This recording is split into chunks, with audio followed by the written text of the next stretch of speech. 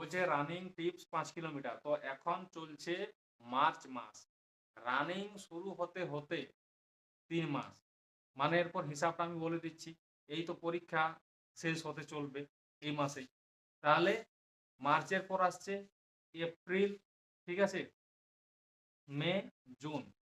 প্রায় June July মাসে রানিংটা শুরু হবে। ঠিক আছে? তো যখন জুন জুলাই মাসে রানিংটা শুরু হবে তখন পুরো গরম পড়ে যাবে।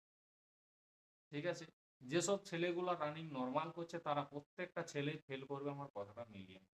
যারা বিকেলে রানিং করছো তারা প্রত্যেকদিন বিকেলে যদি রানিং করো তবেই রেলিতে ভালোভাবে পাস করবে। কারণ বিকেলে গরম থাকে, কষ্ট বেশি হয়, রেলিতে গিয়ে কষ্টটা কম হবে। আর সকালে রানিং করবে ঠান্ডায়, রেলিতে গিয়ে কষ্ট করবে, রানিং পাস করতে পারবে না। কারো যদি সমস্যা থাকে বিকেলে রানিং করতে, ভাই সেটা তোমার ব্যক্তিগত ব্যাপার। আমি বলে দিলাম অসুবিধাটা, সুবিধাটা।